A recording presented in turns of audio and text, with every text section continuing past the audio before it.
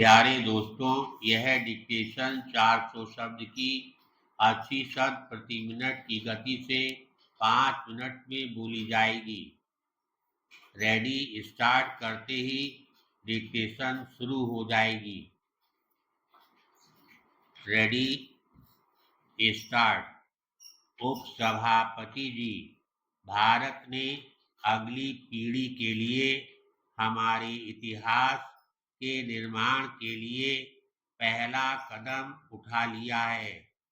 दशकों से चली आ रही केंद्रीयकृत आर्थिक नीतियों के उपरांत भारत ने हाल में एक सुधार कार्यक्रम शुरू किया है, जिससे हमारी अर्थव्यवस्था का आधुनिकीकरण, व्यापार व उदारीकरण और आर्थिक क्षमता का पूरा उपयोग हो सके। हमने निजी निवेश और प्रतियोगिता का स्वागत किया है और खुले बाजार के विकास को बढ़ावा दिया है। इसके फलस्वरूप भारत विश्व में स्पर्धा में टिकने में सक्षम हुआ है और हमारे नागरिकों का जीवन स्तर धीरे धीरे ऊंचा उठ रहा है। इन सुधारों की गति से भारत वर्तमान शताब्दी में विश्व के अकेले सबसे बड़े खुले बाजार के रूप में उभरेगा। पैराग्राफ। संभवतः भारत के महत्वाकांक्षी आर्थिक सुधार कार्यक्रम की सबसे उल्लेखनीय विशेषता ये है कि बड़े ही सहज ढंग से एक बंद और संरक्षित अर्थव्यवस्था एक खुली निर्यातोन्मुख अर्थव्यवस्था के रूप में बदली है। 3 वर्षों की अल्प अवधि में दूरगामी परिवर्तन किए गए हैं। इसके साथ ही सामाजिक व्यवस्था पर पड़ने वाले गंभीर परिणामों के निराकरण के लिए तत्काल कारगर कदम उठाए गए हैं।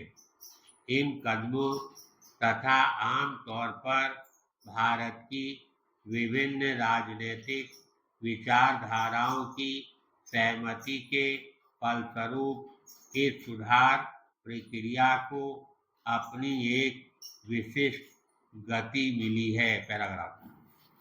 भारत में हो रहे इन परिवर्तनों का भारत अमेरिकी आर्थिक संबंधों पर काफी प्रभाव पड़ा है और इनसे दोनों देशों को लाभ हुआ है।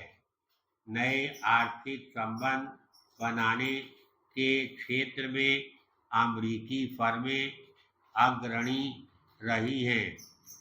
भारत का विशाल घरेलू बाजार, विशाल शिक्षित, कुशल और अर्धकुशल श्रम शक्ति, सुदृढ़ वित्तीय संस्थाएं और समय की कसौटी पर जांची परखी जाती लोकतांत्रिक व्यवस्था, इन सब ने मिलकर अग्रगामी कंपनियों को निवेश के विशाल अवसर प्रदान किए हैं।